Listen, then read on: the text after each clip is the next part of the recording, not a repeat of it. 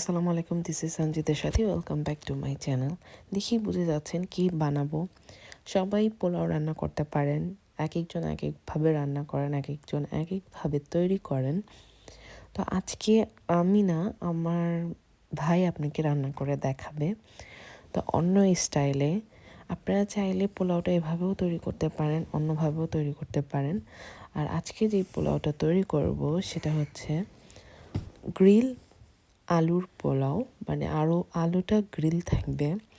অনেকে আমরা পোলাওর ভিতরে আলু দিয়ে দিই, আলু সিদ্ধ হয়ে যায়। এটা খেতে খুবই টেস্ট, এটা অনেক মজা। তো যারা কখনো খাননি বা ট্রাই করেন নাই, তো একবার ট্রাই করে দেখবেন। আর এটা যদি আপনি আপনার মেহমানের সামনে পরিবেশন করেন, সে দেখেই খুশি হয়ে যাবে, কারণ এটা দেখতেও অনেক সুন্দর, ইউনিক। তো প্রথমে আমি পোলাও রান্না করে নিচ্ছি। আমি পাতিলায় বাটার দিয়েছি, তারপর পেঁয়াজ দিয়েছি, পেঁয়াজটা কিন্তু কালো করে নেই। তারপরে এলাচি, দারচিনি, তেজপাতা দিয়েছি। ওটা ভাজার পর আমি আমার চাল দিয়েছি, চালটা ভাজার পর আমি আদা রসুন দিয়েছি, আদা রসুন বাটা। তারপরে আমি দিয়েছি লবণ। সব কিছু দিয়ে আমি অনেকক্ষণ, প্রায় 3-4 মিনিটের মতো ভাজবো। তারপর আমি গরম পানি দেব। তো আপনারা যদি কেউ পোলাও রান্না না করতে পারেন, সেক্ষেত্রে এই রেসিপিটা ফলো করবেন। আর যদি পোলাও রান্না করতে পারেন, তাহলে আপনারা আপনাদের মতো বা আপনাদের সুবিধা যেরকম হয় সেভাবে পোলাও রান্না করে নিতে পারেন। প্লিজ আমার ভিডিওটা শেয়ার করবেন, শেয়ার করলে আপনার প্রোফাইলে এটি সেভ হয়ে থাকবে। কমেন্ট করবেন, লাইক করবেন। আর যদি আপনি নতুন হয়ে থাকেন তাহলে সাবস্ক্রাইব, ফলোইং করতে ভুলবেন না। দেখুন আমি ভালো করে নেড়েচেড়ে চালগুলো ভেজে নিচ্ছি। আরেকটি কথা বলে রাখি, আমি 2 গ্লাস চালে 3 গ্লাস পানি দেব। তো এই পানির পরিমাণটা যদি কেউ না জানেন, সেক্ষেত্রে আপনারা মনে রাখবেন যে গ্লাস দিয়ে আপনারা পানি দিবেন, যদি 1 গ্লাস দেন তাহলে সেক্ষেত্রে 1.5 পট দিবেন, 1 পট আর আধা পট। আর যদি 2 পট চাল দেন তাহলে 3 পট পানি দিবেন। এটা মনে রাখলেই হবে, আর তেমন কিছু মনে রাখতে হবে না। আর এখানে আমি যে পানিগুলো দিচ্ছি সেটা কিন্তু ফুটন্ত গরম পানি না, হালকা কুসুম গরম পানি। আপনারা ফুটন্ত গরম পানিও ইউজ করতে পারেন। আর আমি এটা বলক আসা পর্যন্ত ওয়েট করব।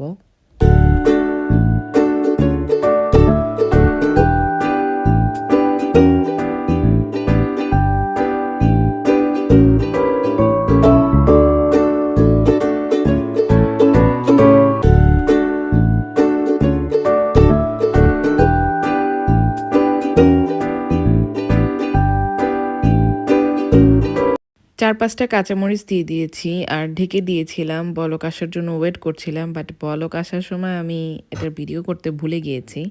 তো এখন আমার প্রায় 40% রাইসটা কুক হয়ে গিয়েছে।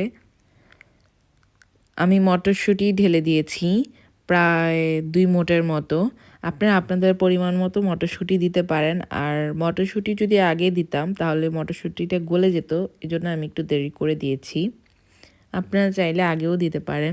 আমি এটা দম দিব, এই জন্য আমি ফয়েল পেপার দিয়ে ভালো করে আটকিয়ে দিচ্ছি। কারো কাছে ফয়েল পেপার না থাকলে ভালো করে ঢাকনা দিয়ে আটকিয়ে দিবেন, যেন বাতাস বের না হয়। আর এখানে আমি আলু নিয়েছি গ্রিল করার জন্য। আমি নতুন আলু নিয়েছি, চামড়া সহ, আপনারা যে কোনো আলু নিতে পারেন। আমি আলুগুলো 4 পিস করে কেটে নিয়েছি। আর এখানে আমি ফয়েল পেপার নিয়েছি আলুগুলাকে গ্রিল করার জন্য, ফয়েল পেপারের মধ্যে। আর আমি কালো গোলমরিচের গুঁড়ো নিয়েছি সামান্য একটু, আপনারা আপনাদের পরিমাণ অনুযায়ী নেবেন। আর আমি এখানে অরিগ্যানো নিব একদম সামান্য, এটা অপশনাল, না দিলে বা না থাকলে কোনো সমস্যা নাই। আমি ভেজিটেবল লবণটা নিব, এটাও অপশনাল, যদি ভেজিটেবল লবণ আপনাদের কাছে না থাকে বা কোনো ধরনের, অনেকে ভেজিটেবল লবণ খান না, সেক্ষেত্রে না ইউজ করলেও কোনো সমস্যা নাই। আর এখানে আমি একটু স্পাইসি হওয়ার জন্য গুঁড়ো মরিচ নিয়ে নিচ্ছি।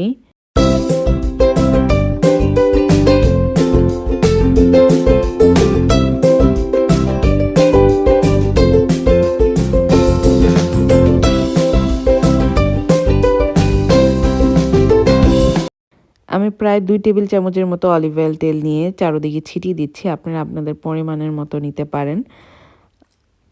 আর অলিভ অয়েল তেল না থাকলে আপনারা নর্মাল তেলও ইউজ করতে পারেন। আর আমি পরিমাণ মতো লবণ নিয়েছি, লবণ নিয়ে এটি মাখিয়ে দিয়েছি।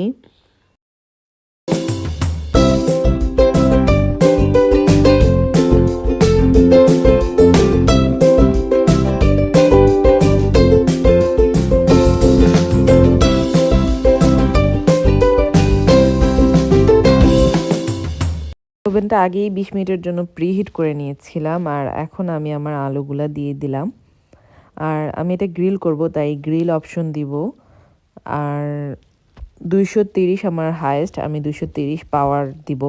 আপনাদের হায়েস্ট যদি 180 থাকে আপনারা 180 দিবেন। আর এখানে আমি 25 মিনিটের মতো এটা কুক করব। আর এই ফাঁকে আমি দেখি আমার পোলাও হয়ে গিয়েছে, আর 25 মিনিটও হয়ে গিয়েছে, আমার আলুটাও গ্রিল হয়ে গিয়েছে। তো আমি পোলাও আর আলুটা মিক্সড করে নিব। আর এখন আমি আমার আলু দিয়ে পোলাওর ডিশটা পরিবেশন করে নিচ্ছি। আপনারা চাইলে এভাবে পরিবেশন করেও নিতে পারেন। গেস্টের সামনে পরিবেশন করলে গেস্ট অবাক হয়ে যাবে, এটা কি পোলাও নাকি বিরিয়ানি। গেস্ট কনফিউজড হয়ে যাবে। অবশ্যই এটা লাইক করবেন, শেয়ার করবেন, কমেন্ট করবেন। আর আমি সামান্য একটু পেঁয়াজ বেরেস্তা নিয়ে চারো কিনারে ছিটিয়ে দিচ্ছি। ভালো থাকবেন সবাই। Thank you.